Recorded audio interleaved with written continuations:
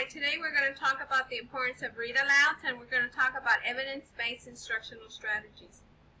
Many of us remember from our own personal experience wonderful, precious times that we spent sharing and talking about stories. We remember relating to the friendships between a little girl and a teddy bear named Corduroy, and we also relate friendships between a spider and a little pig friend Wilbert. We connect to the characters, to the stories, to the settings, and we think and relate, how did these stories impact my life? Well, as we remember these stories, little did we think that making such connections were really teaching us how to think and act like good readers. So why are read alouds important? One of the reasons why read alouds are so important is because they increase vocabulary. The more our children, our students read, the bigger their vocabulary words will be. The bigger their diction will be. Also, as we read aloud to them, we develop a love for reading. And we help our students develop the same love as well. We can help them improve their comprehension. And I actually have a slide that will talk about a lot of evidence-based comprehension strategies that we can use with our students. And as we are reading aloud, we can always model reading. We can teach our students what good reading should look like, sound like, and look like. And we can also model think alouds. So how can we model thinking aloud? Take, for example, this story. It's Not Easy Being a Bunny, written by Marilyn Sadler. Bunny is not happy with who he is and tries to be someone else who he is not. So one way that we can model thinking aloud for our students is asking them, has there ever been a time when you try to be someone else besides yourself? Were you happy with that? How did it help you? Did you learn from it? Another way to model thinking aloud, here's another story. This one's titled A Story for Bear, written by Dennis Hasley. It talks about a little girl who goes out to a cabin every summer, and as she reads one day, she encounters a friend, a bear friend. And Bear comes to her and is wondering what she's reading. And so this little girl starts reading to him out loud, and Bear enjoys it, and every summer keeps coming back to this little girl. Well, this little girl grows up, and she no longer comes back to the cabin with her parents, and Bear misses that. So one way that we can model thinking aloud to our children with this story is asking them, have you ever had a friend that had to move away? How did you deal with that? Did you find a new friend?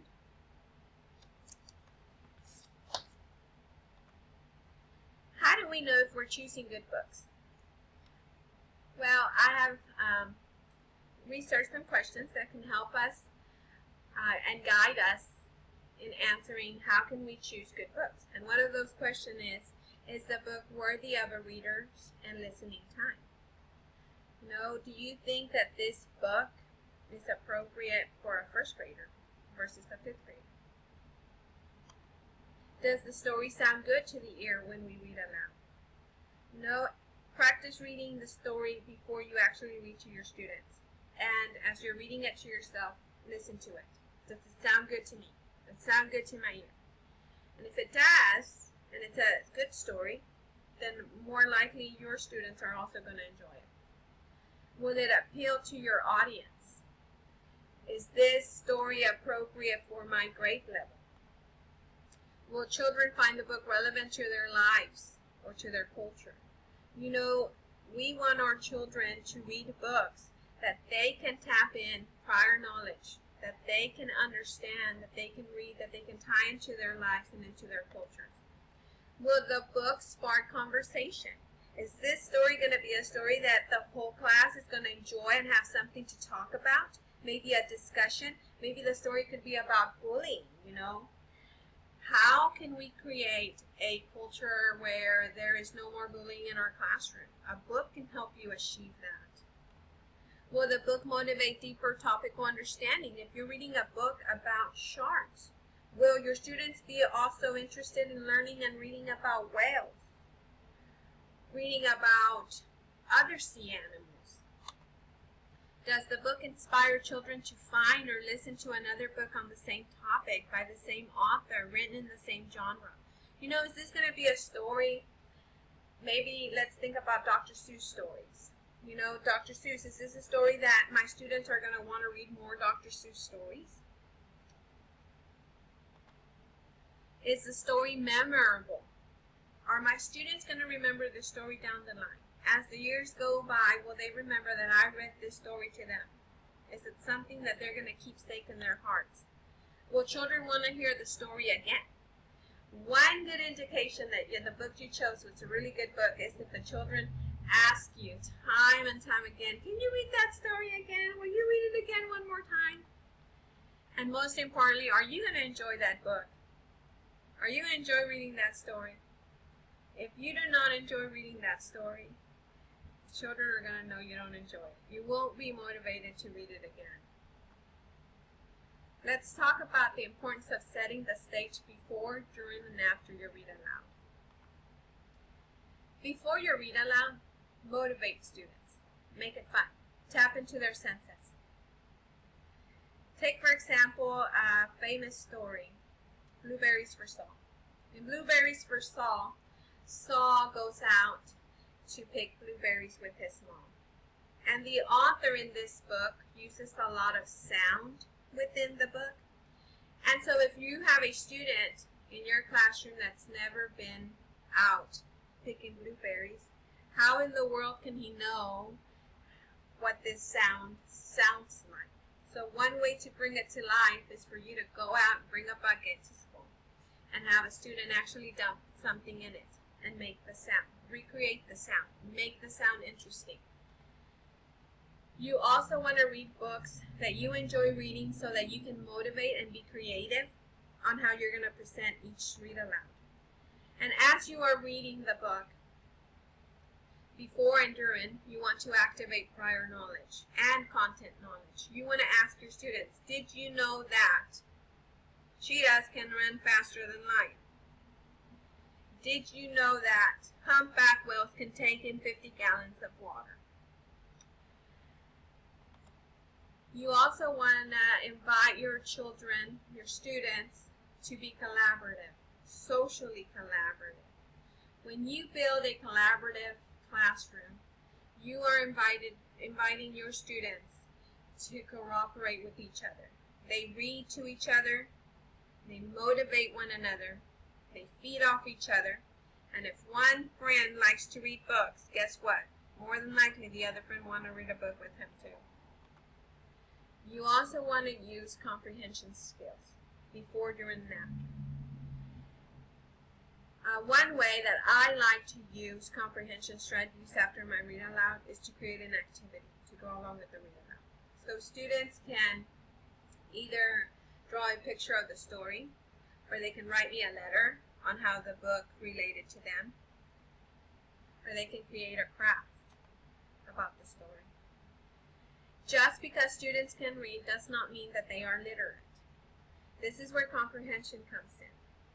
Don't think that just because a student can read at a 3rd grade level, they are comprehending what they are reading. It's totally separate. Evidence-based strategies tell us that we need to connect meaning to text. One way to do this is to talk about the vocabulary. As we are reading our read alouds and we come upon a word that our students don't know, let's stop, let's write it down in an index card and talk about the meaning. Then let's continue with the read aloud, and when we are done with the story, let's have our students come back to the vocabulary word. They can either look it up in the dictionary, or they can write another sentence with that vocabulary word, or they can draw a picture on how the vocabulary relates to them. We can also help them summarize.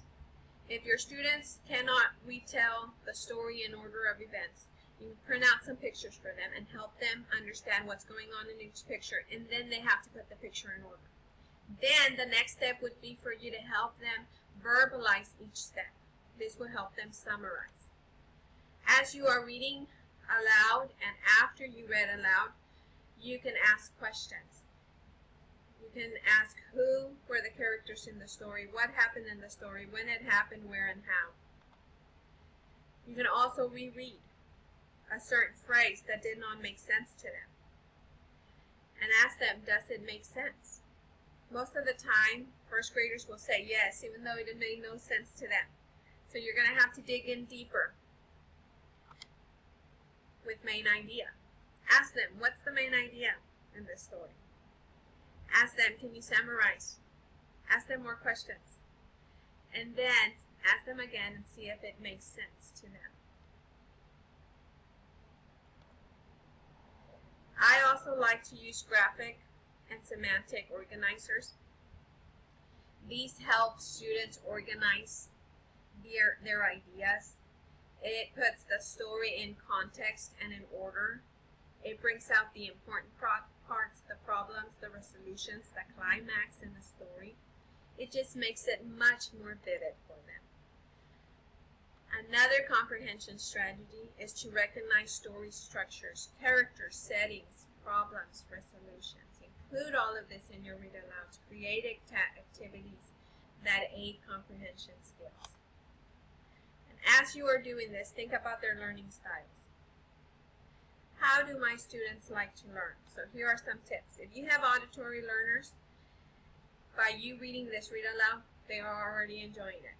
They like to listen to reading. Now, not every child reads at the same reading level, and Read Aloud provides an opportunity for you to have your students listen to a higher reading level. And they enjoy that. For your kinesthetic learners, you can have them draw a picture while listening to the story, or involve them in making sounds, noises, or touching something that relates to the story. For your visual learners, you can have them look at the pictures from the book and have them guess if the illustrator used watercolor, if the illustrator used matte pencil or chalk to create their pictures, their illustrations. And for your verbal learners, you can read aloud rich vocabulary books. And you don't have to stop at just reading picture books. Dig in deeper. You can read chapter books to them. They will enjoy them. Let's talk about data. So what happens when you allocate at least 20 minutes a day of reading time into your schedule? This is some data that was collected by the American Academy of Arts and Sciences back in 2016, and they came up with this graph. Students who read less than 15 minutes a day will probably not receive a high school diploma, whereas students that read more than 20 minutes a day will receive a high school diploma, some college degree. Now, the interesting part here is that the more minutes they spend reading, the more likely they are at achieving higher education levels. So, are Read Alouds important? You bet. Should we allocate time for reading and comprehension skills? You bet. I want to share with you a technique and some tips with one of my favorite authors, Neal Griffith. And he shared this video about a bear who's very itchy. An itchy bear is having a hard time finding a spot where to relax. But more, I want you to pay attention on how Neal Griffith brings this story to life, how he makes it exciting, how he is motivated to tell this story, and how he... I want to thank you for your time, and as we end this conference, I want to hand out appropriate Read Alouds per grade level. If you have any questions, please contact me. I'm here to help you and support you in any way I can. Thank you.